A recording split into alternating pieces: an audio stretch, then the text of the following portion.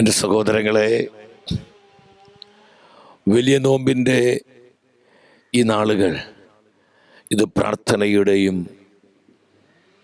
പ്രാശ്ചിത്വത്തിൻ്റെയും അനുതാപത്തിൻ്റെയും ദിനങ്ങളാണ്. കർത്താവിൻ്റെ രക്ഷയിൽ ജീവിക്കുവാൻ വിളിക്കപ്പെട്ടവരാണ് നമ്മൾ. ഇന്ന് നമ്മുടെ വ്യക്തി ജീവിതത്തിലും നമ്മുടെ കുടുംബങ്ങളിലും നമ്മുടെ ലോകത്തിലും കാണുന്ന നിരവധിയായ തകർച്ചകളുടെയും വിനാശങ്ങളുടെയും ഒരു പ്രധാന കാരണം നമ്മൾ ഈ രക്ഷയെ അവഗണിച്ച് ജീവിക്കുന്നു എന്നുള്ളതാണ്. കർത്താവ് നമുക്കായി നേടിത്തന്ന ഈ സൗജന്യ രക്ഷയെ തള്ളിക്കളഞ്ഞുകൊണ്ട് നമുക്കിഷ്ടപ്പെട്ട വഴിയിലൂടെ പോകുന്നു. യെശയ്യാ പ്രവചനത്തിൽ കർത്താവ് വേദനയോടെ പറയുന്നൊരു കാര്യമുണ്ട്. അവർ ആടുകളെപ്പോലെ വഴിതെറ്റിപ്പോയി, ഓരോരുത്തരും സ്വന്തം വഴിക്ക് പോയി. ശ്രദ്ധിക്കണമേ, സ്വന്തം വഴിക്ക് പോയി. നമുക്ക് തോന്നുന്ന, നമുക്കിഷ്ടപ്പെടുന്ന, നമുക്ക് സുഖം തരുന്ന നമ്മുടേതായ വഴികളിലൂടെ നമ്മൾ പോകുന്നു. ഈ ഒരു യാത്ര നമ്മെ അനേകരെ തകർച്ചയിലേക്കും നാശത്തിലേക്കും ദുരിതത്തിലേക്കും സങ്കടത്തിലും എത്തിക്കുകയാണ്. നമുക്കറിയാം, ഇന്ന് ലോകം മുഴുവൻ കലുഷിതമാണ്, തിന്മ നിറഞ്ഞൊരു കാലഘട്ടം. നമുക്കൊരു നല്ല വാർത്ത അധികം കേൾക്കാൻ പറ്റുന്നില്ല. നമ്മൾ കേൾക്കുന്ന വാർത്തകളെല്ലാം നമ്മുടെ മനസ്സിന് ഒരുപാട് നൊമ്പരപ്പെടുത്തുന്ന, നമ്മുടെ മനസ്സാക്ഷിയെ ദുഃഖിപ്പിക്കുന്ന സങ്കടകരമായ വാർത്തകളാണ് ദിനംതോറും നമ്മൾ കേട്ടുകൊണ്ടിരിക്കുന്നത്. പൗലോസ്ലീഹ ഗലാത്യ സഭയോട് പറഞ്ഞു, 1-ാം അധ്യായം 4-ാം വചനത്തിൽ, 1-ാം അധ്യായം 4-ാമത്തെ വചനം, തിന്മ നിറഞ്ഞ ഈ യുഗത്തിൽ നിന്ന് നമ്മെ മോചിപ്പിക്കേണ്ടതിന് നമ്മുടെ പിതാവായ ദൈവത്തിൻ്റെ അഭിഷ്ടമനുസരിച്ച് നമ്മുടെ പാപങ്ങൾക്ക് വേണ്ടി അവൻ തന്നെ ബലിയർപ്പിച്ചു. എത്ര ശക്തമായ തിരുവചനമാണിത്! തിന്മ നിറഞ്ഞ ഈ യുഗത്തിൽ നിന്ന്. എന്താണ് ഈ കാലഘട്ടത്തിൻ്റെ പ്രത്യേകത? ഇത് തിന്മ നിറഞ്ഞൊരു കാലഘട്ടമാണ്. എല്ലാവിധത്തിലുമുള്ള പാപമ്ലേച്ഛതകൾ, അരാജകത്വങ്ങൾ, തിന്മയുടെ അതിപ്രസരങ്ങൾ, പലവിധത്തിലുള്ള ദുഷിപ്പുകൾ, വക്രതകൾ, ഇന്നു വേണ്ട എല്ലാവിധത്തിലുള്ള അരാജകത്വം നിറഞ്ഞു നിന്നിരിക്കുന്നൊരു കാലഘട്ടം.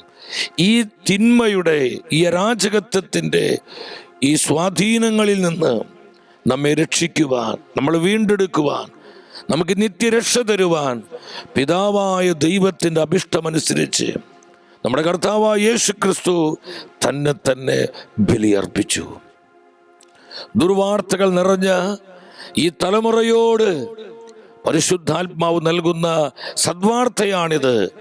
നമ്മുടെ വീണ്ടെടുപ്പിനു വേണ്ടി, നമ്മുടെ നിത്യരക്ഷയ്ക്ക് വേണ്ടി കർത്താവായ യേശു ക്രിസ്തു തന്നെ ബലിയർപ്പിച്ചു. Hallelujah, hallelujah! എത്ര മനോഹരമായ രക്ഷാകര പ്രവൃത്തിയാണിത്. എൻ്റെ സഹോദരങ്ങളെ, ഇത്രമാത്രം മഹത്തരമായ ഈ രക്ഷയെ നമ്മൾ അവഗണിച്ച് ജീവിക്കുമ്പോൾ നമ്മുടെ ജീവിതം എന്തുമാത്രം കൊടിയ തകർച്ചയിലാണ് നമ്മൾ മനസ്സിലാക്കണം. നമ്മൾ എത്ര പേര് ഈ രക്ഷയുടെ അനുഭവത്തിൽ ദിനംതോറും ജീവിക്കുന്നുണ്ട്? കർത്താവിനെ കണ്ടുമുട്ടി, നമ്മുടെ കർത്താവിനെ സ്വന്തമാക്കി, അവൻ നേടിത്തന്ന രക്ഷയിൽ നമ്മുടെ കുടുംബങ്ങൾ വളരുന്നുണ്ടോ? നമ്മുടെ സമൂഹം ഇന്ന് നിലനിൽക്കുന്നത് ഈ രക്ഷാകരമായ ജീവസമൃദ്ധിയിലാണോ എന്ന് എൻ്റെ സഹോദരി സഹോദരങ്ങളെ, ദൈവവചനത്തിൻ്റെ മുൻപിലിരുന്ന് നമ്മെ തന്നെ ആത്മശോധന ചെയ്യണം. ഇന്ന് കർത്താവിൻ്റെ വലിയൊരു വേദന എന്ന് പറയുന്നത്, കർത്താവ് നമുക്കായി നേടിത്തന്ന രക്ഷ നാം അവഗണിച്ചു കളയുന്നു. ആ രക്ഷയെ നമ്മൾ തിരസ്കരിക്കുന്നു. ഇത് ഈശോയുടെ ഹൃദയത്തെ ഒത്തിരി നൊമ്പരപ്പെടുത്തുന്നുണ്ട്. തിന്മ നിറഞ്ഞ ഈ തലമുറയിൽ നിന്ന്, ഈ കാലഘട്ടത്തിൽ നിന്ന് നമ്മെ വീണ്ടെടുത്ത് രക്ഷിക്കുവാനാണ് കർത്താവായ യേശു തന്നെ ബലിയായി നമുക്ക് നൽകിയത്. ആമേൻ. നമ്മുടെ വിശ്വാസത്തിന് അടിസ്ഥാനം എന്താ സഹോദരങ്ങളെ? നമ്മുടെ കർത്താവിൻ്റെ ജീവിതവും അവിടുത്തെ പീഡാസഹനവും നമ്മുടെ കർത്താവിൻ്റെ കുരിശുമരണവും അവിടുത്തെ ഉത്ഥാനവുമാണ് നമ്മുടെ വിശ്വാസത്തിൻ്റെ ആധാരം. ക്രൈസ്തവ വിശ്വാസത്തിന്റെ അടിസ്ഥാനം യേശുക്രിസ്തുവിന്റെ കുരിശുമരണവും അവന്റെ ഉത്ഥാനവുമാണ്. നമ്മുടെ കർത്താവ് മരിച്ച് ഉദ്ധാനം ചെയ്തിട്ടില്ലെങ്കിൽ നമ്മുടെ വിശ്വാസത്തിന് യാതൊരു അടിസ്ഥാനവുമില്ല. പൗലോസ്ലീഹ പറയുന്നുണ്ട്, ഇത് വ്യർത്ഥമാണ്, ഈ സുവിശേഷ പ്രഘോഷണം വ്യർത്ഥമാണ്, ഈ വിശ്വാസം വ്യർത്ഥമാണ്. ഈ ലോകത്തിലെ ലൗകികരായ മനുഷ്യർ ചെയ്യുന്നതുപോലെ നമുക്ക് തിന്നും കുടിച്ചും മതിച്ചും രമിച്ചും ഇഷ്ടം പോലെ ജീവിക്കാമായിരുന്നു. എന്നാൽ കർത്താവ് നമുക്കായി നേടിത്തന്ന ഈ നിത്യമായ രക്ഷ നമുക്ക് നൽകുന്ന സന്ദേശം എന്താണ്? നാം നമ്മുടെ സ്വന്തം വഴിക്ക് പോകാൻ വിളിക്കപ്പെട്ടവരല്ല. കർത്താവിന് യോഗ്യമാം വിധം, നമ്മുടെ വിശ്വാസത്തിന് ചേർന്ന വിധം ജീവിക്കുവാനാണ് യേശു നമ്മെ വീണ്ടെടുത്ത് രക്ഷിച്ചത്. പൗലോസ്ലീഹ സഭയോട് ഈ സത്യം പറയുകയാണ്. കൊരിന്ത്യക്കാർക്ക് എഴുതിയ 1-ാമത്തെ ലേഖനം 15-ാം അധ്യായം 1-ാമത്തെ തിരുവചനം. ഉണർവോടെ നിങ്ങൾ ഉച്ചത്തിൽ ആ തിരുവചനം വായിക്കുക.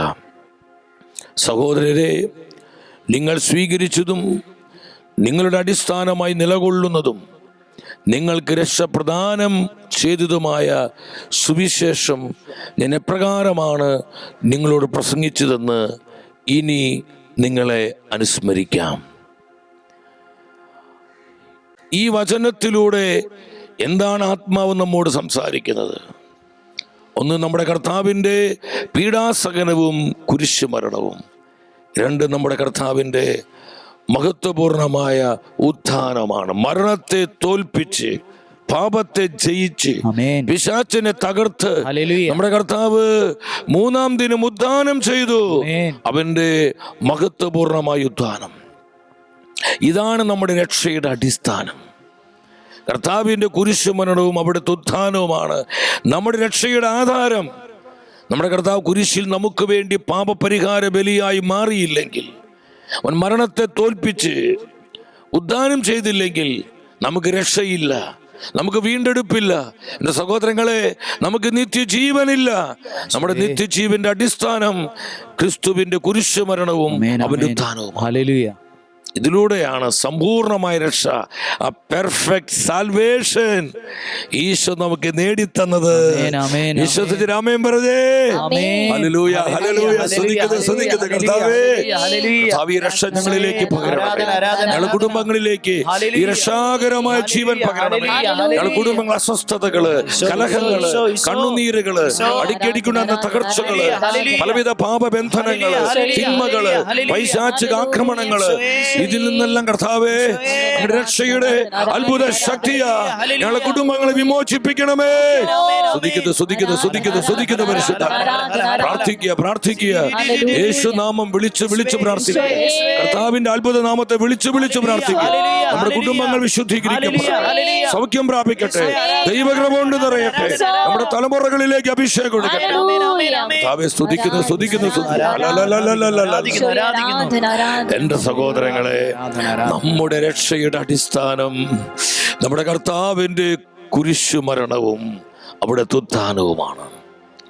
ആ വിശുദ്ധ ദിനങ്ങളിലേക്കാണ് നമ്മൾ പ്രവേശിക്കാൻ പോകുന്നത്. ഏറ്റവും ഒരുക്കത്തോടെ കർത്താവിനോട് ചേർന്ന് പെസഹായുടെയും ദുഃഖവെള്ളിയുടെയും ഈസ്റ്ററിൻ്റെയും അത്ഭുതകരമായ ശക്തി അനുഭവിച്ച് നമ്മൾ ജീവിക്കണം. അത് കർത്താവ് നമുക്കായി നേടിത്തന്ന രക്ഷയുടെ ശക്തിയാണ്. പവർ ഓഫ് സാൽവേഷൻ, അത് രക്ഷാകരമായ ശക്തിയാണ്. ശ്രീ യോഹന്നാൻ ശ്ലീഹ സഭയോട് പറയുന്നുണ്ട്. എനിക്ക് ഒത്തിരി ഇഷ്ടപ്പെട്ടൊരു വചനമാണ്. എൻ്റെ ഹൃദയത്തെ ഒത്തിരി ആശ്വസിപ്പിക്കുന്നൊരു വചനം. എൻ്റെ സഹോദരങ്ങളെ, എന്തുമാത്രം സ്നേഹമാണ് കർത്താവ് നമ്മോട് കാണിച്ചത്. ശ്രീ യോഹന്നാൻ എഴുതിയ 1-ാമത്തെ ലേഖനം 2-ാം അധ്യായം 2-ാമത്തെ വചനം 2:2 പരിശുദ്ധ വചനം പറയുന്നു, അവൻ നമ്മുടെ പാപ പരിഹാര ബലിയാണ്. നമ്മുടെ മാത്രമല്ല, ലോകം മുഴുവൻ്റെയും പാപങ്ങൾക്ക്. ഈ വചനം നിങ്ങളൊന്ന് ശ്രദ്ധിച്ചേ. കർത്താവായ യേശു ക്രിസ്തു നമ്മുടെ പാപ പരിഹാര ബലിയാണ്. ആമേൻ. യേശു ക്രിസ്തു നമ്മുടെ പാപപരിഹാര ബലിയാണ്. മനുഷ്യവർഗം മുഴുവൻ്റെയും സകല പാപങ്ങൾക്കുള്ള പരിഹാര ബലിയാണ് കർത്താവായ യേശു. തൻ്റെ കുരിശു മരണത്തിലൂടെ അവിടെ നമുക്ക് നൽകിയത് ഈ പാപമോചനമാണ്, വീണ്ടെടുപ്പാണ്, നിത്യമായ രക്ഷയാണ്. നമ്മളിനി പാപത്തിൻ്റെ കുറ്റബോധത്തിൽ ജീവിക്കേണ്ടവരല്ല. സകല പാപങ്ങൾക്കും കർത്താവിൻ്റെ കുരിശിലെ ബലിയിൽ പാപമോചനമുണ്ട്. അവൻ നമ്മുടെ പാപപരിഹാരമാണ്. മനുഷ്യവർഗം മുഴുവൻ്റെയും സകല പാപങ്ങൾക്ക് പരിഹാരമായിട്ടാണ് കർത്താവായ യേശു കുരിശിൽ ബലിയായി മാറിയത്. എൻ്റെ സഹോദരങ്ങളെ, ഈ സത്യം നമ്മൾ മനസ്സിലാക്കണം. ഈ ഒരു വെളിപാട് നമ്മുടെ ഹൃദയത്തിൽ പ്രകാശിതമാകുമ്പോൾ നമ്മൾ കർത്താവിനെ സ്നേഹിച്ച് ജീവിക്കും, കർത്താവിനോട് ചേർന്ന് ജീവിക്കുന്നവരായി മാറും. യോഹന്നാൻ ശ്ലീഹ പറയുന്നുണ്ട്, ദൈവപിതാവിൻ്റെ സ്നേഹം നമുക്ക് പാപപരിഹാര ബലിയായ യേശുവിനെ ദൈവം നിശ്ചയിച്ചു തന്നു. അതിൻ്റെ കാരണം എന്താ? നമ്മൾ പാപത്തിൽ നശിച്ചു പോകാതിരിക്കാൻ. പാപത്തിനൊരു ശിക്ഷാവിധിയുണ്ട് സഹോദരങ്ങളെ. നമ്മൾ ഇന്നലെ കണ്ടു, നിത്യമായ മരണത്തിൽ നിന്ന് യേശു ക്രിസ്തു നമ്മളെ വിമോചിപ്പിച്ചു. പൗലോസ് ശ്ലീഹ പറയുന്നു, റോമർ 8:1 പറയുന്നു, റോമർ 8:1 എന്താ പറയുന്നത്? യേശു ക്രിസ്തുവിനോട് ഐക്യപ്പെട്ടിരിക്കുന്നവർക്ക് ശിക്ഷാവിധിയില്ല. അവർ ശിക്ഷാവിധിയെ ഭയപ്പെടേണ്ട ആവശ്യമില്ല. ഇറ്റേണൽ പണിഷ്മെന്റ്, നിത്യശിക്ഷയെ ഭയപ്പെടേണ്ട ആവശ്യമില്ല. ആരെല്ലാം ഈ ലോകത്തിൽ ജീവിക്കുമ്പോൾ കർത്താവിനോട് ചേർന്ന് അവിടുത്തെ ഐക്യപ്പെട്ട് ജീവിക്കുന്നുവോ അവർക്കാർക്കും ശിക്ഷാവിധിയില്ല. എത്ര ശക്തമായ സന്ദേശമാണ്! No judgement. അവരുടെ മേൽ ശിക്ഷാവിധിക്ക് അധികാരമില്ല. കാരണം അവർ കർത്താവിന്റെ ജീവനിലാണ് ജീവിക്കുന്നത്, കർത്താവിന്റെ രക്ഷയിലാണ് ജീവിക്കുന്നത്. ശിക്ഷാവിധി അവർക്കില്ല സഹോദരങ്ങളെ. നമ്മളാരും നശിച്ചു പോകാൻ, പാപത്തിൽ നശിച്ചു പോകാൻ കർത്താവ് ആഗ്രഹിക്കുന്നില്ല. അതുകൊണ്ടാണ് തൻ്റെ പുത്രനായ യേശുവിനെ പാപപരിഹാര ബലിയായി ദൈവപിതാവ് നമുക്ക് നൽകിയത്. യോഹന്നാന്റെ സുവിശേഷം 3-ാം അധ്യായം 16-ാം വചനത്തിൽ സുവിശേഷത്തിൻ്റെ ഉള്ളടക്കമാണ് ഈ വചനം. സുവിശേഷത്തിൻ്റെ കണ്ടന്റ്, അതിൻ്റെ യഥാർത്ഥ ഉള്ളടക്കമാണ് ഈ വചനം നമുക്ക് പറഞ്ഞു തരുന്നത്. എന്തെന്നാൽ അവനിൽ വിശ്വസിക്കുന്ന ഏവനും നശിച്ചു പോകാതെ നിത്യജീവൻ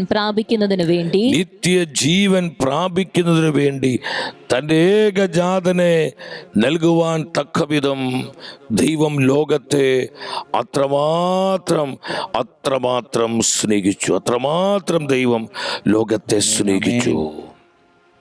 നമ്മളാരും പാപത്തിൽ നശിച്ചു പോകാതിരിക്കാൻ, നമ്മൾ നിത്യശിക്ഷയിൽ അമർന്നു പോകാതിരിക്കാൻ, നമ്മുടെ നിത്യരക്ഷയ്ക്ക് വേണ്ടി, നമ്മുടെ നിത്യജീവന് വേണ്ടി കർത്താവായ യേശു ക്രിസ്തുവിനെ പാപപരിഹാര ബലിയായി ദൈവപിതാവ് നമുക്കായി നിശ്ചയിച്ചു തന്നു. അതിന്റെ സെലിബ്രേഷന് നമ്മൾ കൊണ്ടാടുന്നത്. ഇത് വലിയൊരു ആഘോഷമാണ് സഹോദരങ്ങളെ. ക്രൈസ്തവ വിശ്വാസത്തിന് ഏറ്റവും വലിയ ആഘോഷമാണിത്. കർത്താവിന്റെ മഹത്വപൂർണ്ണ ഉത്ഥാനം, കർത്താവിന്റെ കുരിശുമരണം, നമുക്ക് നൽകപ്പെട്ട വീണ്ടെടുപ്പ്, നിത്യമായ രക്ഷ, സൗജന്യ രക്ഷ, ഇത് സെലിബ്രേറ്റ് ചെയ്ത് ഓരോ ദിവസവും ജീവിക്കാൻ വിളിക്കപ്പെട്ടവരാണ് നമ്മൾ. കരമടിച്ച കർത്താവിനെ സ്തുതിച്ച് ഹല്ലേലൂയ. പോരാ ശക്തിയോടെ ഈ രക്ഷ നിങ്ങൾ ഏറ്റെടുക്കുക, ഈ രക്ഷ നിങ്ങൾ സ്വീകരിക്കുക. വിശ്വാസത്തോടെ യേശു നൽകിയ ഈ സൗജന്യ രക്ഷ നിങ്ങൾ ഏറ്റെടുക്കുക. കർത്താവെ സ്തുതിക്കുന്നു. ഒഴുകട്ടെ അഭിഷേകം നിറയട്ടെ. നമ്മൾ പാടി പ്രാർത്ഥിച്ചില്ലേ, യേശു തന്റെ ജീവൻ കൊടുത്ത് തന്നെ അവൻ വീണ്ടെടുത്തു, തന്നെ രക്തം കൊടുത്ത് നമ്മെ അവൻ സ്വന്തമെടുത്തു എന്ന് ചേർത്ത് പാടിക്കേ. യേശു തന്റെ ജീവൻ കൊടുത്തു, നമ്മെ അവൻ വീണ്ടെടുത്തു, പാപപരിഹാര ബലിയായി തന്നെ രക്തം കൊടുത്തു, നമ്മെ അവൻ സ്വന്തമെടുത്തു. നമ്മൾ ശിക്ഷാവിധിയെ ഭയപ്പെടേണ്ട. നമുക്കിനി പാപത്തിന്റെ മേൽ ഒരു നിത്യ മരണമില്ല. പ്രിയപ്പെട്ടവരെ, വചനം പറയുന്നു, നമ്മൾ പാടുകയാണ്, പാപത്തിനെന്റെ മേൽ ഭരണമില്ല, ഒരു തിന്മയും എന്നെ ഇനി തൊടുകയില്ല. ആമേൻ. പാപത്തിനെ സ്തുതിക്കുന്നു. Power. മരണമില്ല. Yes, Lord. ഒരു തിന്മയും എന്നെ ഇനി തൊടുകയില്ല. യേശുക്രിസ്തു നമ്മുടെ പാപപരിഹാര ബലിയാണ്. അവൻ നമ്മുടെ പാപപരിഹാര ബലിയാണ്. അവന്റെ കുരിശിലെ ബലിയിൽ നമുക്ക് സമ്പൂർണമായ രക്ഷയുണ്ട്, വീണ്ടെടുപ്പുണ്ട്. കർത്താവിന്റെ ഉത്ഥാനത്തിൽ നമുക്ക് പൂർണ്ണമായ വിമോചനമുണ്ട്, നിത്യജീവനുണ്ട്, നിത്യജീവൻ.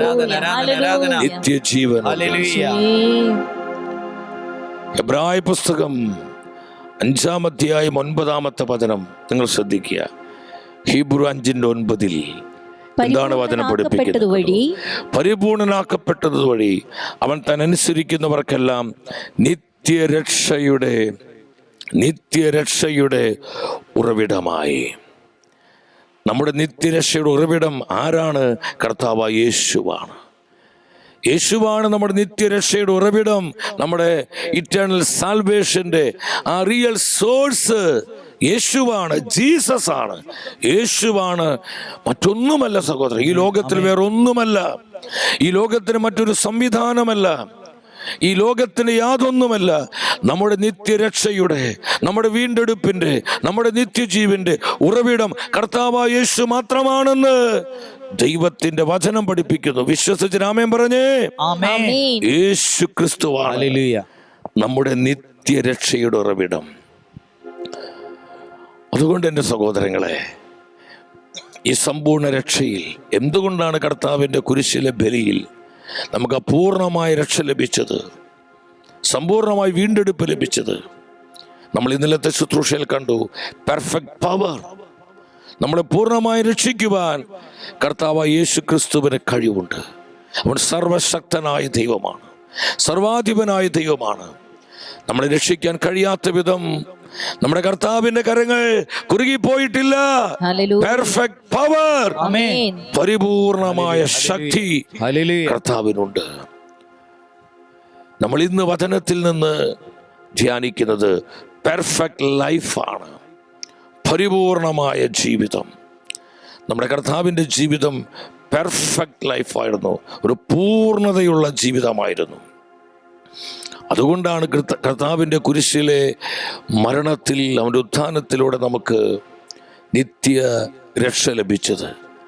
ലോക ചരിത്രത്തിൽ അനേകർ കുരിശിൽ മരിച്ചിട്ടുണ്ട്. എന്നാൽ അവരുടെ മരണത്തിന് നമ്മളെ വീണ്ടെടുക്കാൻ കഴിഞ്ഞില്ല. കാരണം അവർക്കാർക്കും ഈ പെർഫെക്റ്റ് ലൈഫ് ഉണ്ടായിരുന്നില്ല, അവർ പൂർണ്ണരാക്കപ്പെട്ടവരായിരുന്നില്ല. ദൈവത്തിൻ്റെ വചനം കണ്ടില്ലേ നമ്മൾ? ഹെബ്രായർ 5:9, ഹീബ്രു 5:9 കണ്ടു. പരിപൂർണനാക്കപ്പെട്ടത് വഴി നമ്മുടെ കർത്താവ് പരിപൂർണനാണ്, അവൻ പരിപൂർണനാണ്, അവൻ പൂർണ്ണനാണ്. ലോക ചരിത്രത്തിൽ ഇതുപോലെ പരിപൂർണനായി ഒരു വ്യക്തി പോലും ഇല്ല സഹോദരങ്ങളെ. അത് കർത്താവായ യേശു മാത്രം. ഇതാണ് നമ്മുടെ കർത്താവിന്റെ യുണിക്നെസ്, നമ്മുടെ കർത്താവിന്റെ അനന്യത, അവന്റെ യുണിക്നെസ് അറിഞ്ഞു ജീവിക്കാൻ വിളിക്കപ്പെട്ടവരാണ്. യെസ്, യേശുവിന് തുല്യൻ അവൻ മാത്രം, അവൻ മാത്രമാണ്, അവൻ മാത്രമാണ് പരിപൂർണനായവൻ. അപ്പൊ കർത്താവിൻ്റെ ലൈഫ് അത് പെർഫെക്റ്റ് ലൈഫാണ്, പെർഫെക്റ്റ് ലൈഫാണ്. ഇതിനോട് ബന്ധപ്പെട്ട് പരിശുദ്ധ വചനം പറയുന്നു.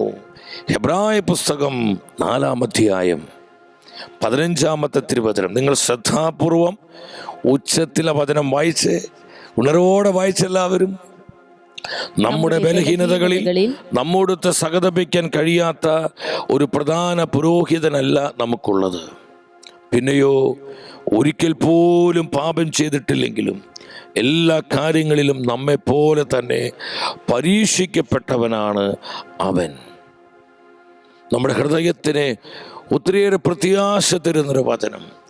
നമ്മുടെ ബലഹീനതകളിൽ നമ്മോടൊപ്പം സഹതപിക്കുന്ന കർത്താവ്, നമ്മുടെ വേദനകളിൽ നമ്മോട് ചേർന്ന് വേദനിക്കുന്ന കർത്താവ്, നമ്മുടെ കണ്ണുനീരുകളിൽ നമ്മോടൊപ്പം കരയുന്ന കർത്താവ്, മാറിയിരിക്കുന്നവനല്ല, ഇതൊന്നും അറിയാതെ പോകുന്നവനല്ല സഹോദരങ്ങളെ, പലപ്പോഴും നമ്മൾ പറയാറില്ലേ, എൻ്റെ വേദന ആരും മനസ്സിലാക്കുന്നില്ല, എൻ്റെ കണ്ണുനീര് ആരും കാണുന്നില്ല, എൻ്റെ സങ്കടം ആർക്കും മനസ്സിലാക്കാൻ പറ്റുന്നില്ല. നമ്മൾ നിരന്തരം പരാതി പറയാറുണ്ട്, നമ്മൾ പിറുപിറുക്കാറുണ്ട്. എന്നാൽ ദൈവത്തിൻ്റെ ജീവനുള്ള വചനം, പ്രിയ ദൈവത്തിൻ്റെ പൈതലേ, നിന്നോട് സംസാരിക്കുക. നിന്റെ വേദനകളിൽ, നിന്റെ ബലഹീനതകളിൽ, നിന്റെ ദുഃഖങ്ങളിൽ, നിന്റെ കണ്ണുനീരുകളിൽ നിന്നോടൊപ്പം ദുഃഖിക്കുന്നവനും വേദനിക്കുന്നവനും സങ്കടപ്പെടുന്നവനുമാണ് നിന്റെ കർത്താവായ യേശു. നീ അതിൽ സംശയിക്കേണ്ടത് വചനമാണിത്. നമ്മോട് സഹതപിക്കാൻ കഴിയാത്ത ഒരു പ്രധാന പുരോഹിതനല്ല ഈശോ. നമുക്ക് വേണ്ടി നിരന്തരം പിതാവിൻ്റെ സന്നിധിയിൽ മധ്യസ്ഥം വഹിക്കുന്ന ഈശോ. രണ്ടാമത് എന്താ വചനം പറയുന്നത്? ഒരിക്കൽ പോലും പാപം ചെയ്തിട്ടില്ലാത്തവൻ. എല്ലാ കാര്യങ്ങളിലും നമ്മെപ്പോലെ പരീക്ഷിക്കപ്പെട്ടവനായിരുന്നു. പക്ഷേ ഈ പ്രലോഭനങ്ങളിലും പരീക്ഷകളിലും അവനൊരിക്കൽ പോലും പാപം ചെയ്തിട്ടില്ല. Perfect life. കർത്താവ് ഈ ലോകത്തിൽ ജീവിച്ചപ്പോൾ പൂർണ്ണതയുള്ള ജീവിതമായിരുന്നു നമ്മുടെ കർത്താവിന്റെ ജീവിതം. അത് പൂർണ്ണതയുള്ള ഒരു പെർഫെക്റ്റ് ലൈഫായിരുന്നു. ഹല്ലേലൂയ. പൂർണ്ണമായ ജീവിതം. ഇത് പറയുമ്പോൾ ശക്തമായൊരു അഭിഷേകം. നമ്മുടെ കർത്താവ് എത്രയോ നല്ലവൻ, അവിടുന്ന് എത്രയോ വിശ്വസ്തൻ. നമ്മുടെ കർത്താവിന്റെ കാരുണ്യം ശാശ്വതമാണ്, മാറിപ്പോകാത്തതാണ്. അവിടുന്ന് നല്ലവനാണ്. Hallelujah, hallelujah, hallelujah. സ്തുതിക്കുന്നു. ഏറ്റുപറഞ്ഞ് സ്തുതിച്ച് കർത്താവിന്റെ നന്മകൾ ഏറ്റുപറഞ്ഞ് സ്തുതിച്ച്. Hallelujah, hallelujah, hallelujah. എല്ലാവരുടെ മേലും കൃപ വ്യാപരിക്കട്ടെ. ഒരിക്കൽ പോലും പാപം ചെയ്തിട്ടില്ലാത്തവൻ, പെർഫെക്റ്റ് ലൈഫ്, പൂർണ്ണതയുള്ള ജീവിതം. അതുകൊണ്ടാണ് പൗലോസ്ലീഹ പറഞ്ഞേ, നമുക്കറിയാം ഒരു പാപിക്ക് എങ്ങനെ പാപികളെ വീണ്ടെടുക്കാൻ പറ്റും? പാപികളെ വീണ്ടെടുക്കാൻ പറ്റണമെങ്കിൽ പാപമില്ലാത്തവനാണ്. പാപമില്ലാത്തവന് മാത്രമേ ഒരു പാപിയെ വീണ്ടെടുക്കുവാനും രക്ഷിക്കുവാനും പറ്റുകയുള്ളൂ. പൗലോസ്ലീഹ പറയുന്നുണ്ട്, നാളെ നമ്മൾ അതിനെക്കുറിച്ച് കൂടുതൽ പഠിക്കും. കൊരിന്ത്യർക്കെഴുതിയ രണ്ടാമത്തെ ലേഖനം 5-ാം അധ്യായം 21-ാം വചനത്തിൽ പരിശുദ്ധ വചനം പറയുന്നു, എന്തെന്നാൽ അവനിൽ നാം എല്ലാവരും ദൈവത്തിൻ്റെ നീതിയാകേണ്ടതിന് പാപം അറിയാത്തവനെ ദൈവം നമുക്ക് വേണ്ടി പാപമാക്കി മാറ്റി. എത്ര ശക്തമായ വചനം! നിങ്ങളെ വചനം ശ്രദ്ധിച്ചുവോ? പാപമറിയാത്ത യേശു ക്രിസ്തുവിനെ, ഒരിക്കൽ പോലും പാപം ചെയ്തിട്ടില്ലാത്തവൻ. അവൻ പാപം എന്താന്ന് കർത്താവിന് അറിയില്ല സഹോദരങ്ങളെ. പാപമറിയാത്ത യേശുവിനെ ദൈവപിതാവ് നമുക്ക് വേണ്ടി പാപമാക്കി. എന്തിനെ? നാം അവനിൽ നീതിയാകേണ്ടതിന്, നമ്മൾ ദൈവത്തിൻ്റെ നീതിയാകേണ്ടതിന് കർത്താവ് ദൈവപിതാവ് യേശുവിനെ പാപമാക്കി മാറ്റി. അതുകൊണ്ടാണ് നമുക്ക് വീണ്ടെടുപ്പുണ്ടായത്. പാപമില്ലാത്ത ഒരുവന് മാത്രമേ പാപമുള്ളവരെ രക്ഷിക്കുവാൻ സാധിക്കുള്ളൂ. ലോക ചരിത്രത്തിൽ പാപമില്ലാതെ വന്നവൻ ഒരുവൻ മാത്രം, അത് കർത്താവായ യേശു മാത്രമാണ്. യേശു മാത്രം. പാപമില്ലാതെ ഈ ലോകത്തിലേക്ക് കടന്നു വന്ന ഒരേ ഒരു ജീവിതം, അത് കർത്താവായ യേശുവാണ്. ഇതാണ് യേശുവിനെ വ്യത്യസ്തനാക്കുന്നത്. ലോകത്തിൽ അനേക മത നേതാക്കളുണ്ടായിട്ടുണ്ട്, ചരിത്രകാരന്മാരുണ്ടായിട്ടുണ്ട്, വലിയ വലിയ ചക്രവർത്തിമാരുണ്ടായിട്ടുണ്ട്. ലോകത്തെ കീഴ്മേൽ മറിച്ച ഒരുപാട് രാജാക്കന്മാരും ലോക നേതാക്കളും നല്ല കഴിവും പ്രാപ്തിയും ലോക ജനതയിൽ ഒത്തിരി സ്വാധീനമുള്ള ആയിരക്കണക്കിന് ജീവിതങ്ങൾ ലോക ചരിത്രത്തിൽ വന്നിട്ടുണ്ട്. പക്ഷെ അവരൊന്നും പാപമില്ലാത്തവരായിരുന്നില്ല. പാപമറിയാത്തവനെ, അതൊരുവനാണ്, യേശു മാത്രം. പാപമറിയാത്തവൻ, പാപം എന്താണെന്നറിയാത്തവൻ, പാപത്തിന് സുഖം അനുഭവിക്കാത്തവൻ, പാപത്തിന്റെ കെണിലകപ്പെടാത്തവൻ, യേശു മാത്രം. അതുകൊണ്ട് നമുക്ക് വീണ്ടെടുപ്പുണ്ടായത്, നമുക്ക് നിത്യരക്ഷ ലഭിച്ചത്. നമ്മൾ ഇതുമാത്രം കർത്താവിനോട് ചേർന്ന് ജീവിക്കണം സഹോദരങ്ങളെ.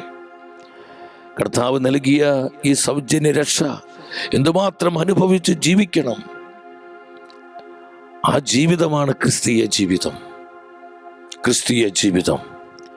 എബ്രായ പുസ്തകം 7-ാം അധ്യായം 25 മുതൽ 28 വരെ നിങ്ങൾ ആ സ്ക്രീനിൽ ഡിസ്പ്ലേ ചെയ്തിരിക്കുന്ന ആ വചനം നിങ്ങളത് ശ്രദ്ധിച്ച് വായിക്കണം. എബ്രായ പുസ്തകം 7-ാം അധ്യായം 25 മുതൽ 28 വരെയുള്ള വചനങ്ങളുടെ അടിസ്ഥാനത്തിലാണ് നമ്മൾ ഈ സമ്പൂർണ്ണ രക്ഷ എന്നുള്ള ഈ വചന ശുശ്രൂഷ നമ്മൾ ക്രമീകരിക്കുന്നത്.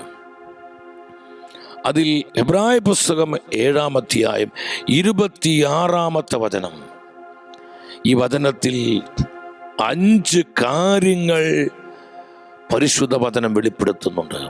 നിങ്ങൾ ശ്രദ്ധാപൂർവം, ഇത് കർത്താവിൻ്റെ സ്വഭാവമാണ്. നമ്മുടെ കർത്താവിൻ്റെ പെർഫെക്റ്റ് ലൈഫിനെ കാണിക്കുന്ന വചനമാണിത്. പൂർണ്ണമായ ജീവിതം നമുക്കൊന്നിച്ച് വായിക്കാം. പരിശുദ്ധനും ദോഷരഹിതനും നിഷ്കളങ്കനും പാപികളിൽ നിന്ന് വേർതിരിക്കപ്പെട്ടവനും സ്വർഗത്തിനുമേൽ ഉയർത്തപ്പെട്ടവനുമായ ഒരു പ്രധാന പുരോഹിതൻ. 5 കാര്യങ്ങൾ പറയുന്നു. 1, നമ്മുടെ കർത്താവ് പരിശുദ്ധരിൽ പരിശുദ്ധനാണ്, പരിശുദ്ധൻ. 2, ദോഷരഹിതനാണ്. 3, നിഷ്കളങ്കനാണ്. 4, പാപികളിൽ നിന്ന് വേർതിരിക്കപ്പെട്ടവനാണ്. 5, സ്വർഗത്തിനുമേൽ ഉയർത്തപ്പെട്ടവനാണ് നമ്മുടെ കർത്താവായ യേശു. കരമടിച്ച് കർത്താവിനെ സ്തുതിച്ചേ.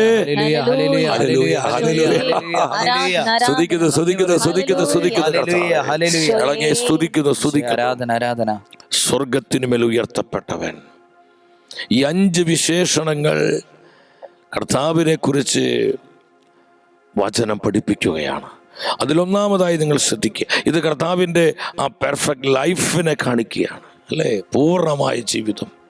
ആരുണ്ട് ലോക ചരിത്രത്തിൽ ഇതുപോലെ ഒരുവൻ?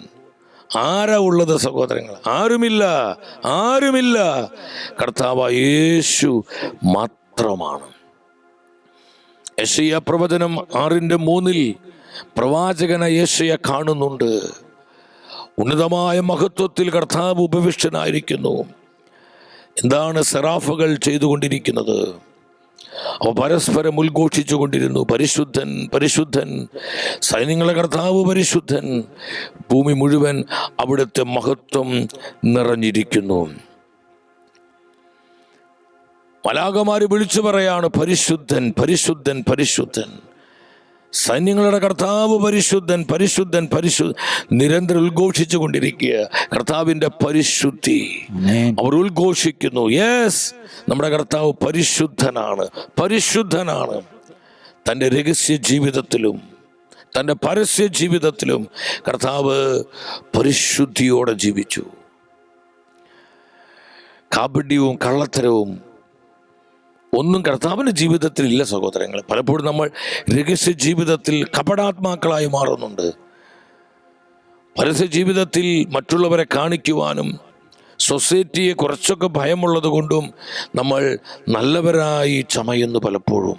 എന്നാൽ നമ്മുടെ രഹസ്യ ജീവിതം പലപ്പോഴും പ്രിയപ്പെട്ടവർ അവിശ്വസ്തതയുടെയും ജഡീകതകളുടെയും മ്ലേച്ഛതകളുടെയും ഒരു തിന്മയുടെ കൂടാരമായി മാറുന്നുണ്ട്. ഞാൻ എന്നോട് തന്നെ പറയുന്ന സഹോദരങ്ങളെ, നമ്മുടെ രഹസ്യ ജീവിതം ഇന്ന് കർത്താവിൻ്റെ സന്നിധിയിൽ അത് പരിശുദ്ധമാണോ നമ്മൾ പരിശോധിക്കണം. നമ്മുടെ കർത്താവിൻ്റെ രഹസ്യ ജീവിതവും പരസ്യ ജീവിതത്തെക്കുറിച്ച് സ്വർഗം നൽകിയ സാക്ഷ്യം എന്താണ്?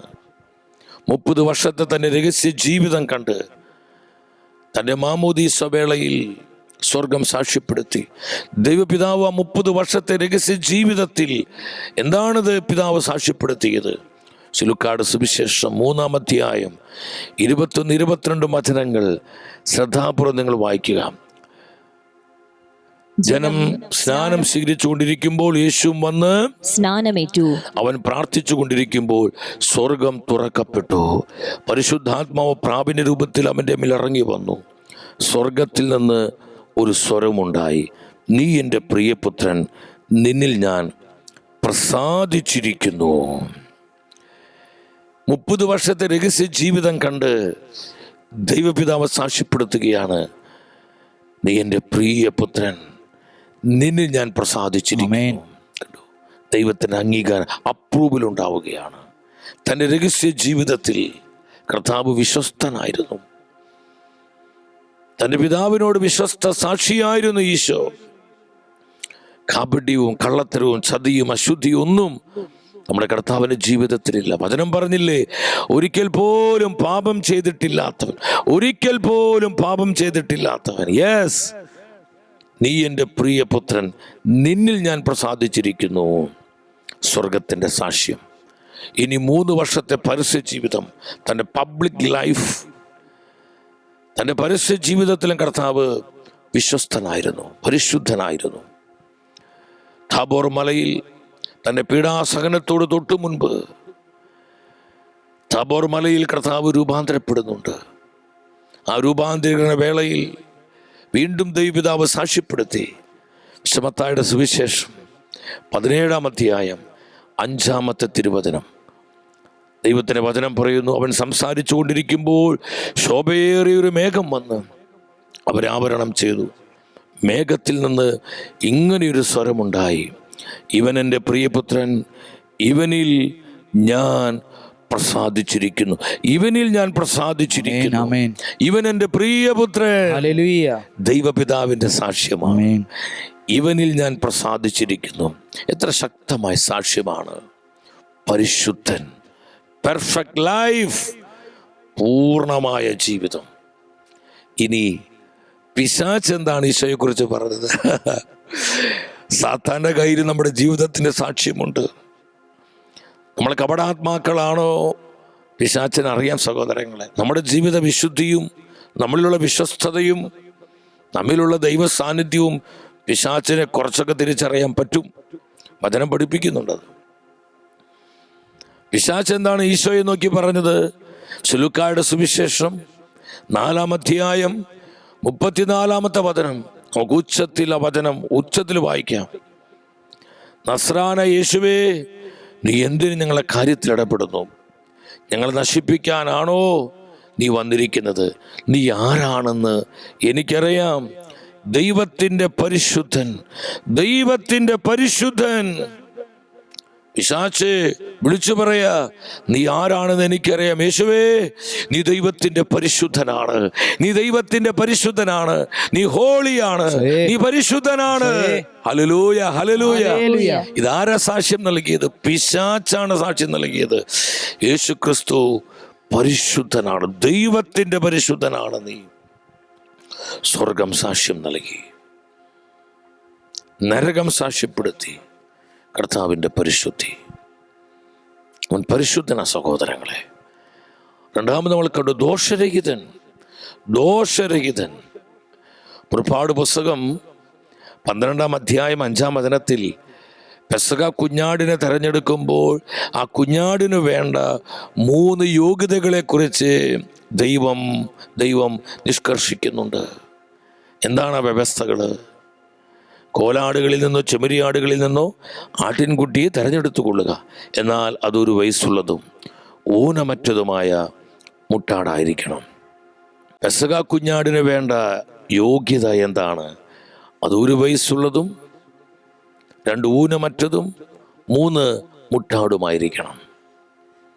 ഇങ്ങനെയുള്ള കുഞ്ഞാടിന് മാത്രമേ ബലിയർപ്പിക്കുവാനായി നിങ്ങൾ തിരഞ്ഞെടുക്കാവൂ. സ്നാപക യോഹന്നാൻ കർത്താവിനെ നോക്കി വിളിച്ചു പറഞ്ഞു. യോഹന്നാന്റെ സുവിശേഷം 1-ാം അധ്യായം 29-ാമത്തെ വചനം. നമ്മുടെ കർത്താവ് ആരാണ് സഹോദരങ്ങളെ?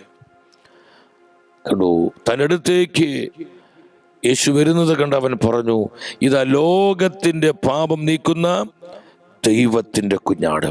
ലോകത്തിൻ്റെ പാപം നീക്കുന്ന ദൈവത്തിൻ്റെ കുഞ്ഞാട്.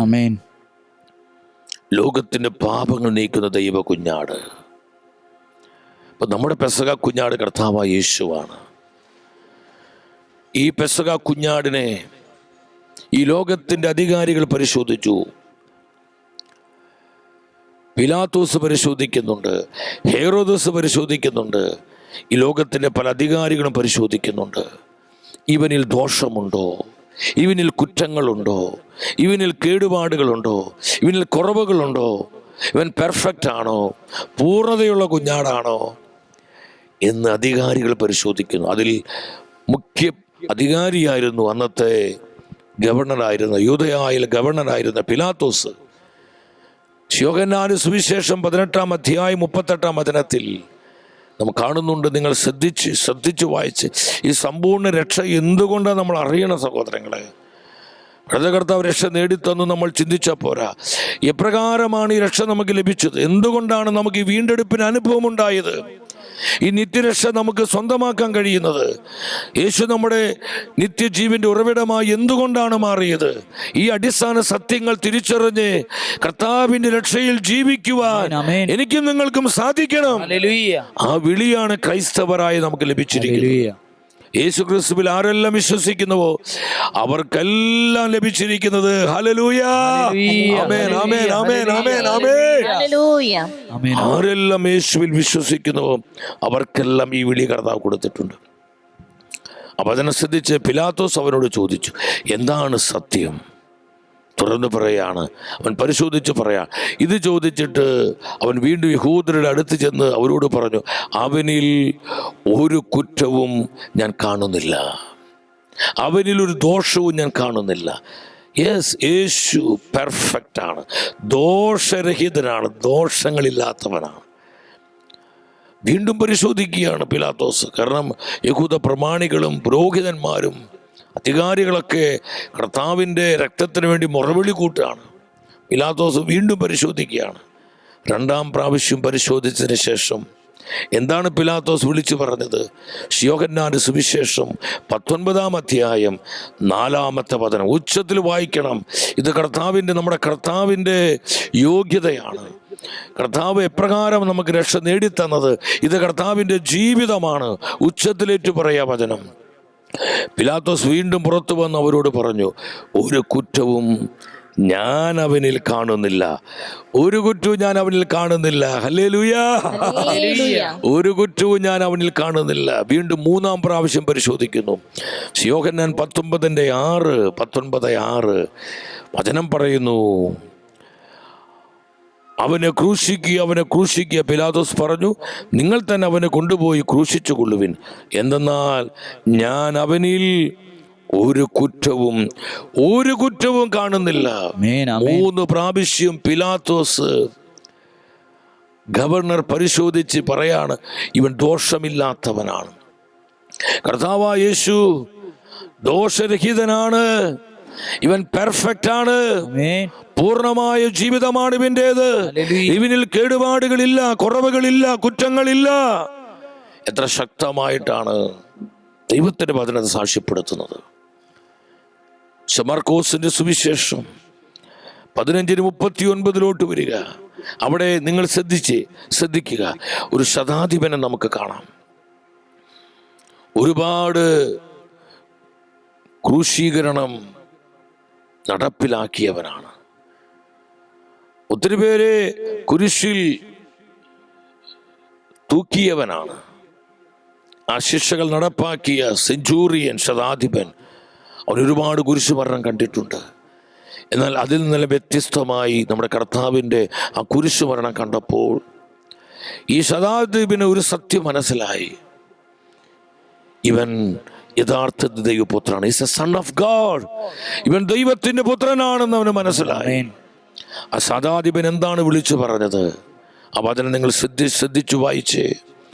അവൻ അഭിമുഖമായി നിന്നിരുന്ന ശതാധിപൻ അവൻ ഇപ്രകാരം മരിച്ചത് കണ്ടു പറഞ്ഞു, സത്യമായും ഈ മനുഷ്യൻ ദൈവപുത്രനായിരുന്നു. സൺ ഓഫ് ഗോഡ്, ദൈവത്തിന്റെ പുത്രനായിരുന്നു. സഹോദരങ്ങളെ, എത്ര ശക്തമായ സാക്ഷ്യമാണ്. ദൈവപുത്രനായിരുന്നു. കർത്താവിൻ്റെ ലൈഫ് ദോഷങ്ങളില്ലാത്തതാണ്. ഒരു സെക്കൻഡ് എഴുന്നേറ്റ് നിന്ന് നമുക്കൊന്ന് പ്രാർത്ഥിക്കാം. നമ്മളിതിൻ്റെ അവസാന ഭാഗത്തേക്ക് വേഗത്തിൽ വരികയാണ്. നമ്മൾ ഒന്നിച്ചു പ്രാർത്ഥിക്കുക. കർത്താവേ, ഈ സമ്പൂർണ്ണ രക്ഷ അത് അനുഭവിക്കാൻ ഞങ്ങളെ സഹായിക്കണമേ. ഈ രക്ഷയിൽ ദിനംതോറും ജീവിക്കുവാൻ ഞങ്ങളെ വിശുദ്ധീകരിക്കണമേ. കർത്താവെ, ഞങ്ങളെ കഴുകണമേ. ഞങ്ങളുടെ കുടുംബങ്ങളെ ശുദ്ധീകരിക്കണമേ. തലമുറകളെ ശുദ്ധീകരിക്കണമേ. ഞങ്ങളുടെ സഭയെ ശുദ്ധീകരിക്കണമേ. ഇവിടുത്തെ സമ്പൂർണ്ണമായ രക്ഷ ഞങ്ങളുടെ ജീവിതങ്ങളിലേക്ക് ഒഴുകട്ടെ. തലമുറകളിൽ വ്യാപരിക്കട്ടെ. ഞങ്ങളുടെ കുടുംബങ്ങൾ മുഴുവൻ ഈ രക്ഷയിൽ നിരന്തരം വളരട്ടെ. കരങ്ങൾ ഉയർത്തി നമ്മൾ ആരെല്ലാം ഈ രക്ഷയിൽ ജീവിക്കാൻ ആഗ്രഹിക്കുന്നുവോ, ഈ രക്ഷയെ മുറുകെ പിടിക്കാൻ ആഗ്രഹിക്കുന്നുവോ, ഈ മഹത്തരമായ രക്ഷയെ അനുഭവിക്കാൻ ആരെല്ലാം ആഗ്രഹിക്കുന്നുവോ, അവരെല്ലാം ഇരുകരങ്ങൾ ഉയർത്തി ഹൃദയം തുറന്ന് അതരം തുറന്ന് ഉച്ചത്തിൽ വിളിക്കുന്ന യേശുവേ.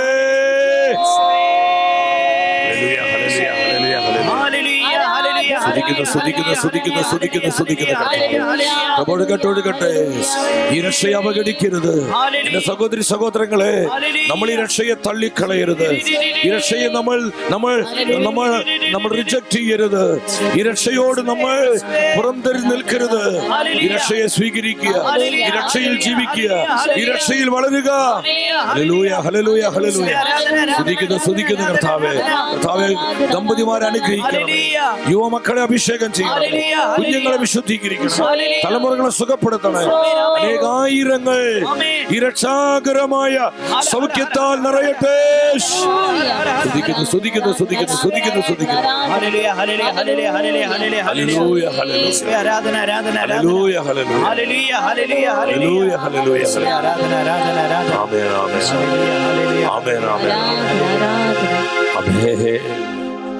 കർത്താവ് നമുക്കായി നേടിത്തന്ന ഈ രക്ഷയെ മുറുകെ പിടിച്ച് ദിനംതോറും ഈ രക്ഷയിൽ ജീവിക്കാൻ നമുക്ക് തീരുമാനമെടുക്കാം. മൂന്നാമതായി നിങ്ങൾ ശ്രദ്ധിക്കണം, നിഷ്കളങ്കൻ. നമ്മുടെ കർത്താവ് നിഷ്കളങ്കനാണ്. ചതിയില്ലാത്തവൻ, വഞ്ചനകളില്ലാത്തവൻ, കാപഢ്യമില്ലാത്തവൻ. അവനൊരു കപടാത്മാവായിരുന്നില്ല. നിഷ്കളങ്കനാണ്. നിഷ്കളങ്കനായൊരാത്മാവ്. തിരുവചനം ഇതിനെക്കുറിച്ച് എന്താണ് പറയുന്നത്? മത്തായിയുടെ സുവിശേഷം 27-ാം അധ്യായം 4-ാമത്തെ വചനം 27:4.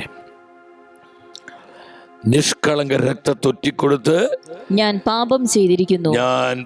പാപം ചെയ്തിരിക്കുന്നു. യൂദാസ് വിളിച്ചു പറയുന്നൊരു കാര്യമാണ്. ആ പ്രധാന പുരോഹിതന്മാരെ നോക്കി, ഞാൻ നിഷ്കളങ്ക രക്തത്തൊറ്റിക്കൊടുത്തിരിക്കുന്നു. 30 വെള്ളിക്കാശിന് വേണ്ടി ഞാൻ എൻ്റെ കർത്താവിന് ഒറ്റിക്കൊടുത്തു. എൻ്റെ കർത്താവ് നിഷ്കളങ്കനാണ്. അവൻ കാപട്യമില്ലാത്തവനാണ്, ദോഷരഹിതനാണ്. ഞാൻ എൻ്റെ കർത്താവിന് ഒറ്റിക്കൊടുത്തല്ലോ. അവൻ വാവിട്ട് കരയാണ്, കുറ്റബോധത്താൽ പിടയുകയാണ്. അവൻ നിഷ്കളങ്ക രക്തത്തെ, ഇതാരാ പറയുന്നത്? യൂദാസാണ്. 3 കൊല്ലം കർത്താവിൻ്റെ കൂടെ നടന്നവൻ, എപ്പോഴും കർത്താവിൻ്റെ കൂടെ ഉണ്ടായിരുന്നവൻ, കർത്താവിൻ്റെ വാക്കുകളും പ്രവൃത്തികളും ജീവിതവും സൂക്ഷ്മമായി നിരീക്ഷിച്ച യൂദാസ് പറയാണ്, എൻ്റെ കർത്താവ് നിഷ്കളങ്കനാണ്. ആ നിഷ്കളങ്കനായ യേശുവിന് ഞാൻ ഒറ്റിക്കൊടുത്തു. ആ രക്തം ഞാൻ ഒറ്റിക്കൊടുത്തു. വേദനയോടെ യൂദാസ് നിലവിളിക്കുന്നു. എൻ്റെ സഹോദരങ്ങളെ, കർത്താവ് നിഷ്കളങ്കനാണ്. യെശയ്യാ പ്രവചനം 53:9 വരിക. 53:9 എന്താണ് വചനം പഠിപ്പിക്കുന്നത്? അവനൊരു അതിക്രമവും ചെയ്തില്ല, അവൻ്റെ വായിൽ നിന്നൊരു വഞ്ചനയും പുറപ്പെട്ടില്ല. കണ്ടോ, ഒരു വഞ്ചനയും അവൻ്റെ വായിൽ നിന്ന് പുറപ്പെട്ടില്ല. അവൻ വഞ്ചന അറിഞ്ഞിട്ടില്ല. അവൻ ആരെയും ചതിച്ചിട്ടില്ല. അവൻ കപടതയോടെ ജീവിച്ചിട്ടില്ല. നിഷ്കളങ്കൻ. അവൻ നിഷ്കളങ്കനായിരുന്നു. വിശ്വസിച്ച് ആമേൻ പറഞ്ഞേ. സ്തുതിക്കുന്ന കർത്താവേ. ഇത് തന്നെയാണ് പത്രോസിലിക സഭയെ പഠിപ്പിക്കുന്നത്. നമ്മുടെ കർത്താവിൻ്റെ മഹത്വമാണ് സഹോദരങ്ങളെ. നമ്മുടെ കർത്താവിൻ്റെ ശ്രേഷ്ഠതയാണിത്. നമ്മുടെ കർത്താവിൻ്റെ സ്വഭാവമാണിത്. നമ്മുടെ കർത്താവിൻ്റെ ജീവിതമാണ് ദൈവവചനത്തിൽ നിന്ന് പരിശുദ്ധാത്മാവ് നമുക്ക് കാണിച്ചു തരുന്നത്. നമ്മുടെ കർത്താവ് എത്രയോ മഹത്വപൂർണനാണ്. ഗ്ലോറിയസ്. അവൻ മഹത്വപൂർണനായ ദൈവമാണ്. ആമേൻ. മഹത്വപൂർണനായ ദൈവം. പത്രോസ് എഴുതിയ 1-ാമത്തെ ലേഖനം 2-ാം അധ്യായം 22-23 വചനങ്ങൾ. ശ്രദ്ധിച്ച് ഉച്ചത്തിലെ വചനം വായിച്ച്. അവൻ പാപം ചെയ്തിട്ടില്ല, അവൻ്റെ അധരത്തിൽ വഞ്ചന കാണപ്പെട്ടില്ല. അവൻ്റെ അധരത്തിൽ വഞ്ചനയില്ല, അവൻ പാപം ചെയ്തിട്ടില്ല. നിന്ദിക്കപ്പെട്ടപ്പോൾ അവൻ പകരം നിന്ദിച്ചില്ല, പീഡനമേറ്റപ്പോൾ ഭീഷണിപ്പെടുത്തിയില്ല. വ്യക്തമായി പരിശുദ്ധ വചനം പറയുന്നു, അവൻ്റെ അധരങ്ങളിൽ വഞ്ചനയില്ല, നുണയില്ല, കപടതയില്ല. എൻ്റെ സഹോദരങ്ങൾ, നിഷ്കളങ്കനാണ്. പെർഫെക്റ്റ് ലൈഫ് കർത്താവിൻ്റെ കുരിശിലെ ബലിയിലൂടെ, അവൻ്റെ ഉത്ഥാനത്തിലൂടെ നമുക്ക് എന്തുകൊണ്ട് വീണ്ടെടുപ്പ് ലഭിച്ചു, സമ്പൂർണമായ രക്ഷ ലഭിച്ചു? കാരണം അവൻ്റെ ജീവിതം പെർഫെക്റ്റ് ആയിരുന്നു. പൂർണ്ണതയുള്ള ജീവിതമായിരുന്നു നമ്മുടെ കർത്താവിൻ്റെ.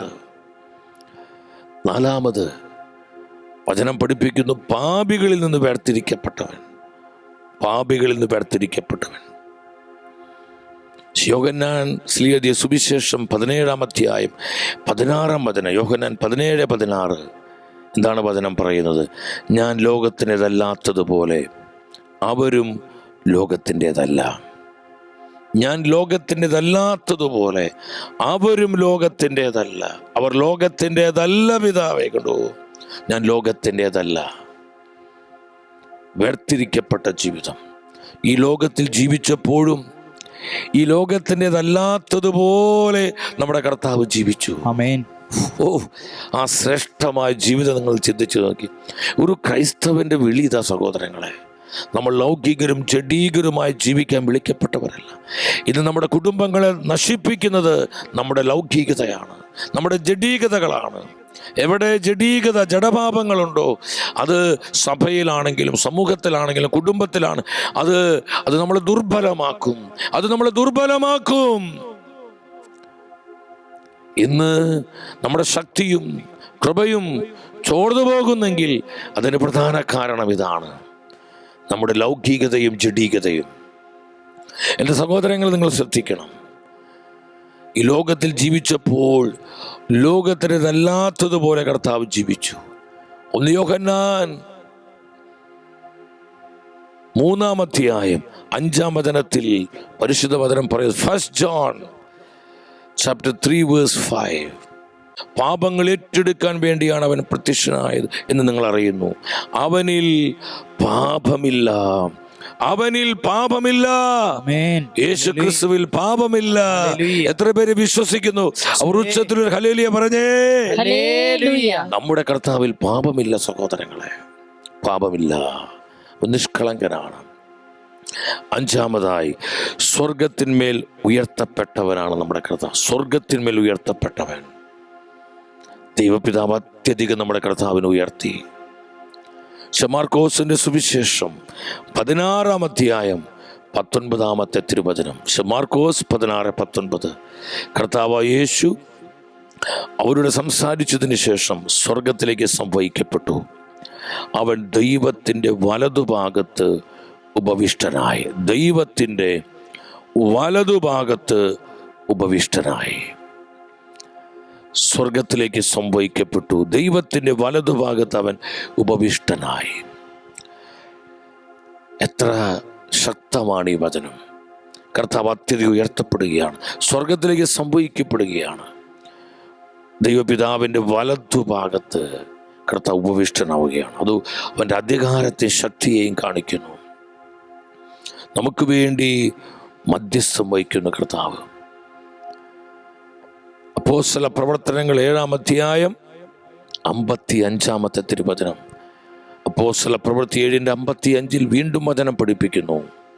എന്നാൽ അവർ പറഞ്ഞത്, അവൻ പരിശുദ്ധാത്മാവിൽ നിറഞ്ഞ സ്വർഗത്തിലേക്ക് നോക്കി ദൈവത്തിന് മഹത്വം ദർശിച്ചു.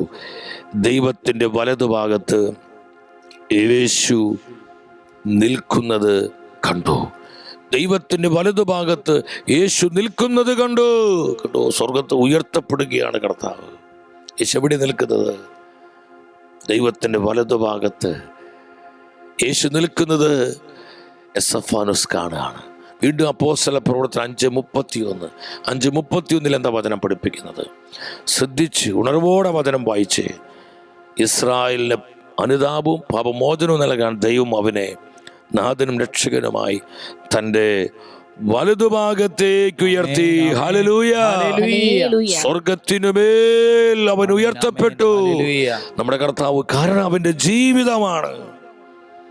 ഇതുപോലെ ഈ ലോകത്തിൽ നമ്മൾ കർത്താവിനോട് ചേർന്ന് നമ്മളെ തന്നെ വിശുദ്ധീകരിച്ച് കൃപയോടെ ജീവിക്കുമ്പോൾ നിത്യതയിൽ കർത്താവ് അവനോടൊപ്പം നമ്മൾ ഇരുത്തും. സഹോദരങ്ങളെ, നമ്മൾ അവനോടുകൂടെ വാഴും, അവന്റെ ജീവനിൽ വാഴും, കർത്താവിന്റെ മഹത്വത്തിൽ വാഴും. ഇത് വളരെ ശ്രേഷ്ഠമായ ഒന്നാണ്, നിങ്ങൾ മറക്കരുത്. നമ്മൾ ഈ ലോകത്തിൽ ജീവിക്കുമ്പോൾ നമ്മുടെ കൊച്ചു ബുദ്ധിക്ക് ഈ മഹത്വം മനസ്സിലാക്കാൻ പറ്റില്ല സഹോദരങ്ങളെ. ഈ മഹത്വം തിരിച്ചറിഞ്ഞവരാണ് സഭയിലെ വിശുദ്ധാത്മാക്കള്, രക്തസാക്ഷികള്. പൗലോസിലേക്ക് വീണ്ടും സഭയെ പഠിപ്പിക്കുന്നുണ്ട്. ഫിലിപ്പി സഭയ്ക്ക് എഴുതിയ ലേഖനം 2-ാം അധ്യായം അവിടെ 9-ാമത്തെ തിരുവചനം. ഫിലിപ്പി 2:9 എന്താണ് വചനം പറയുന്നത്? ആകയാൽ ദൈവം അവനെ അത്യധികം ഉയർത്തി എല്ലാ നാമങ്ങൾക്കും ഉപരിയായ നാമം, എല്ലാ നാമങ്ങൾക്കും ഉപരിയായ നാമം നൽകുകയും ചെയ്തു. ഹല്ലേലൂയ. എല്ലാ നാമങ്ങൾക്കും ഉപരിയായ നാമം, സകല നാമങ്ങൾക്കും മേലായ നാമം. ഈ ലോകത്തിൽ അറിയപ്പെടുന്ന, സ്വർഗത്തിലും ഭൂമിയിലും അറിയപ്പെടുന്ന എല്ലാ നാമങ്ങളെക്കാളും മേലായ നാമം നൽകി പിതാവായ ദൈവം കർത്താവായ യേശുവിനെ അത്യധികം ഉയർത്തി. എല്ലാ മുട്ടും മടങ്ങും, എല്ലാ നാവും പാടിടും, യേശു മാത്രം കർത്താവെന്ന്. എല്ലാ മുട്ടും മടങ്ങും, ആമേൻ, എല്ലാ നാവും പാടിടും, ജീസസ് യേശു മാത്രം കർത്താവെന്ന്. അഭിഷേകത്തോടെ ഏറ്റുപാടുകേ. എല്ലാ മുട്ടും മടങ്ങും, എല്ലാ നാവും പാടിടും, യേശു മാത്രം കർത്താവെന്ന്. Jesus is the Lord. യേശു മാത്രം കർത്താവെന്ന്. Jesus is the Lord. യേശു മാത്രം കർത്താവെന്ന്. എല്ലാ നാമങ്ങൾക്കും മേലായ നാമം, ആമേൻ, ആമേൻ, യേശുവിന് നൽകപ്പെട്ടു. എല്ലാ അധികാരങ്ങളും അവന്റെ കാൽച്ചുവട്ടിലായി. എല്ലാ ആധിപത്യങ്ങളും അധികാരങ്ങളും പ്രഭുത്വങ്ങൾ, ലോകത്തിൽ അറിയപ്പെടുന്ന എല്ലാ നാമങ്ങൾക്കും ഉപരിയായി ദൈവപിതാവ് യേശുവിനെ അത്യധികം ഉയർത്തുകയാണ്. സ്വർഗത്തിനുമേൽ അവൻ ഉയർത്തപ്പെട്ടു. ആമേൻ, ആമേൻ. എൻ്റെ സഹോദരങ്ങളെ, ഇന്ന് കർത്താവിനോട് ചേർന്ന് അവന്റെ രക്ഷയിൽ ജീവിക്കുന്ന ഓരോ ദൈവ പൈതലിനും ഇതേ അനുഭവമാണ്, ഇതേ മഹത്വമാണ് കർത്താവ് നൽകുന്നത്. സത്യം നിങ്ങൾ മനസ്സിലാക്കണം. നമ്മുടെ വിളി കർത്താവിനോട് കൂടെ അവിടുത്തെ മഹത്വത്തിൽ വസിക്കുവാനുള്ള വിളിയ. നമ്മൾ ഈ ലോകത്തിൽ അവസാനിച്ചു പോകാനുള്ളവരല്ല. ഈ ലോക ജീവിതത്തിനപ്പുറം നമുക്ക് നിത്യമായൊരു ജീവിതമുണ്ട്, നമുക്കൊരു നിത്യതയുണ്ട്. ഈ നിത്യത നമ്മൾ അവൻ്റെ മഹത്വത്തിലാണ്. അവനോട് കൂടെ നമ്മൾ ഇരുത്തും. അവൻ്റെ സിംഹാസനത്തിൽ അവനോടൊപ്പം എന്നെയും നിങ്ങളെയും കർത്താവ് ഇരുത്തും. ഇതെപ്പോഴാണ് സംഭവിക്കുന്നത്? നമ്മൾ കർത്താവിൻ്റെ ജീവിതത്തിൽ കണ്ടില്ലേ? നമ്മൾ വിശുദ്ധിയോടെ നിഷ്കളങ്കരായി നമ്മളെ തന്നെ വിശുദ്ധീകരിച്ച് നമ്മൾ കൃപയിൽ ജീവിക്കുമ്പോൾ, യേശു നമുക്കായി നേടിത്തന്ന ഈ നിത്യരക്ഷയിൽ നമ്മൾ ജീവിക്കുമ്പോൾ, സഹോദരങ്ങളെ, ഈ ജീവിതത്തിനപ്പുറം അവനോടുകൂടെ അവൻ്റെ മഹത്വത്തിൽ കർത്താവ് നമ്മൾ ഇരുത്തും. വെളിപാട് പുസ്തകത്തിലൊക്കെ നമുക്കിത് ഒത്തിരി കാണാൻ പറ്റും. ഈ സത്യം മനസ്സിലാക്കി കർത്താവിൻ്റെ രക്ഷയിൽ ജീവിക്കുവാൻ നമുക്ക് ഉത്സാഹിക്കാം. പെർഫെക്റ്റ് സാൽവേഷൻ, ഈ സമ്പൂർണ്ണമായ രക്ഷ നമുക്ക് സ്വന്തമാക്കാം.